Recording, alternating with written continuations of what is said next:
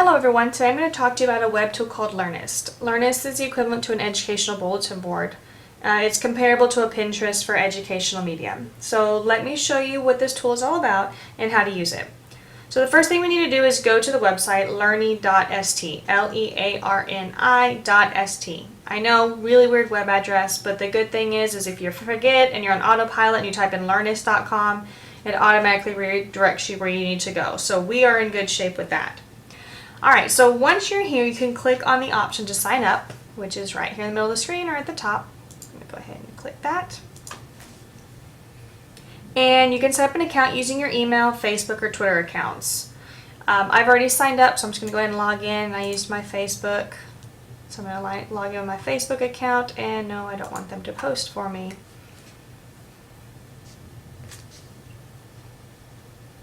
So once you've got your account set up and you've logged in, you can browse through and kind of look at the categories to kind of see what piques your interest, or you can kind of scroll through the featured items on this main page, or you can, if you want to look for something in particular, you can just go up to the search box and type something in.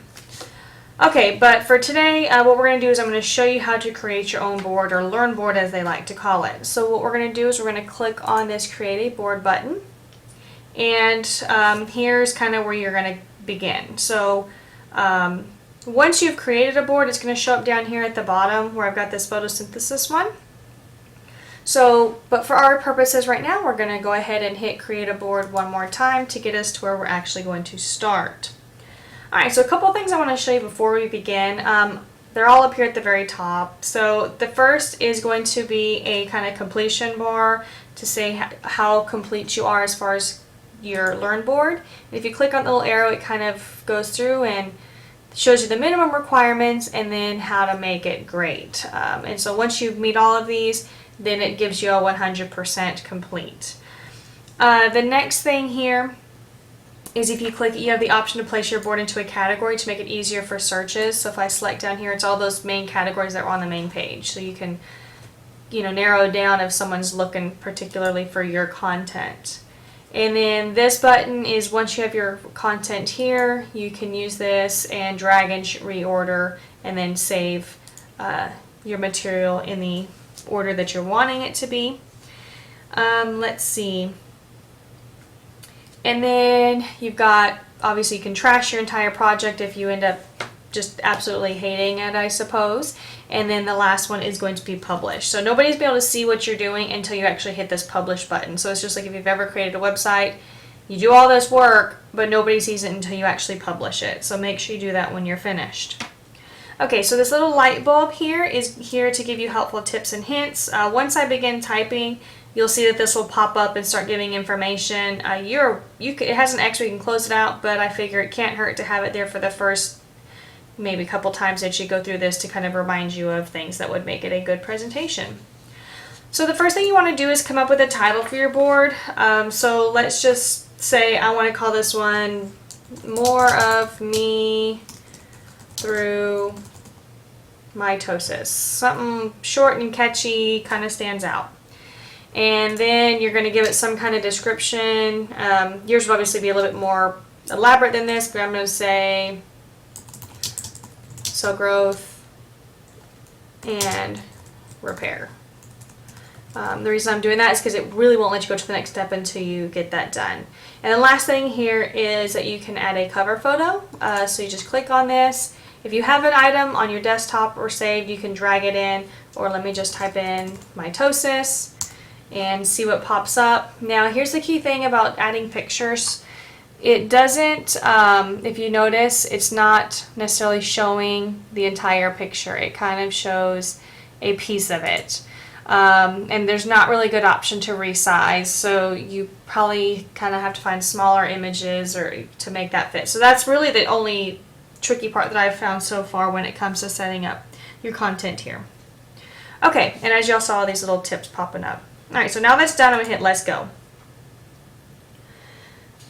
Alright, so now that we've got our main page done, if you look down here at the bottom, it has your 4 options for adding content to your board. All you gotta do is click on the one you want to add, and I'm going to add each one of each so that you can kind of see what it looks like. In order for your Learn board to be considered complete on this website, you need to have 5 sections. That's on that % complete thing at the top. As far as your assignment for this class goes, I'm only asking you to have 3. One has to be a link, one is an image, and one's going to be the YouTube video. But if you're welcome to go ahead and get all 5 done if you want it to be 100% complete as far as Learnist standards. Alright, so your first option is just a text section. This is pretty basic. You just type in a title and a body of text that you want your viewers to read. It's pretty basic. If you were doing a lesson, this would be a great place maybe to put your main idea, your instructions, what is expected for your students to do throughout using this Learn board. So your next one is the link section. This is where you'd add a link to a website, and you're going to add some kind of text to support the significance of why you chose that website, maybe because it's going to insist on answering assignment questions, or it's got an interactive activity. Just make sure you put some information on this text area. So if I added a web link, then all I would do is get a web link that I found. So let's think, just search mitosis, and I'm just going to click on the first one just to give you an example. Okay, cell cycle and mitosis. Let's say I really like this lesson. I'll just copy it, come back, paste it.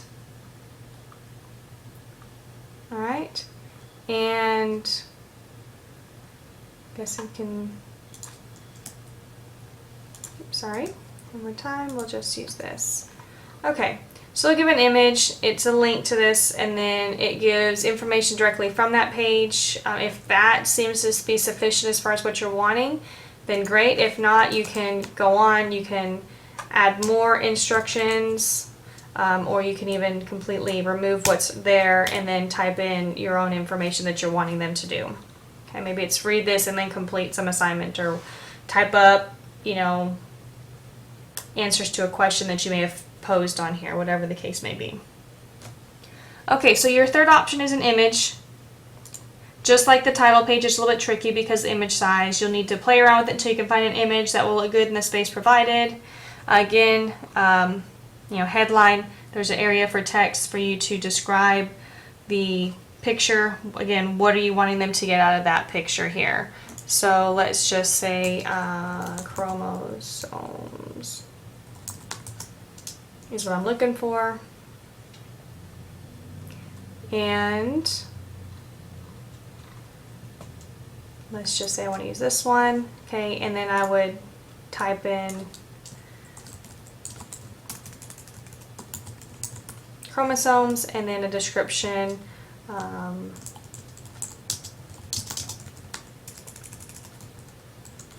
And so on, just to give you an idea. Obviously, again, if you were doing this for real, you'd have a lot more information on there. Alright, so your last option is to add a YouTube video.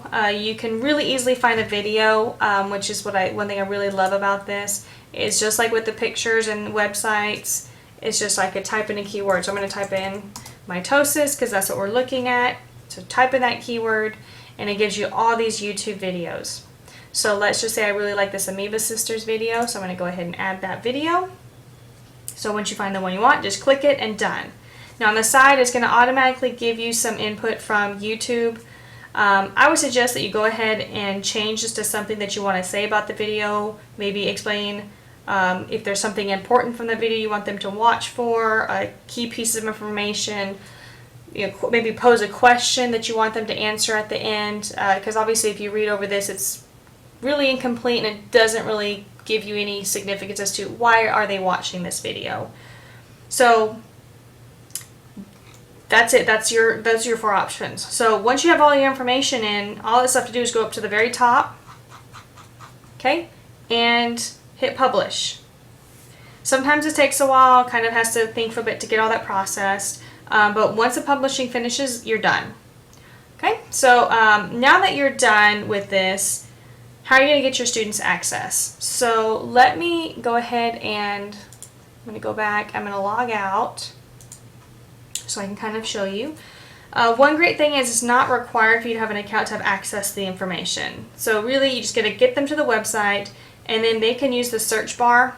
So obviously that one I have saved is photosynthesis. So they can type in the topic I'm going to type photosynthesis, and there's that one that I created earlier. So it pops up. Yours may or may not be the very first one, so they may have to look for it. That's why they say if you put a really catchy title, it may make it easier to find. Or they can type by name, and here's it again. Also notice that they kind of listed everybody with this name. So they can follow me, which means if they follow me, they're able to see all my posts. Now, the key thing about following is they do have to have an account. So you might suggest that if they have one of the social media accounts or an email, that they can sign up for a Learnist account, and it'll be easier for them to then follow you, especially if you decide to start using this program more frequently with your students. Then it would be easy for them to, all other stuff would easily pop up. Just like on Pinterest, when you're following somebody, you can kind of look at that person and see everything that they've posted. So I think the biggest benefit to this tool is that it can support differentiation of instruction. I can assign a lesson to the whole class. Each student can work through it at their own pace. But for those faster students, I can have them do an extension assignment by having them find another board covering the same content and have them do an activity with that new Learnist board. And that way too, I can have more time to work with the students that maybe are struggling a little bit or not understanding the concept. So it's really good because it has so much information. Again, if I went back to photosynthesis, again, if you go through, there's multiple things out here that people have posted that would be really helpful and really informative, because the more information they get, of course, the better. So, all right, well, now it's your turn. I need you to create your Learn board, and then when you're done, submit the link to me when you've met all the assignments from the Project for Requirements page. All right, thank you. Bye-bye.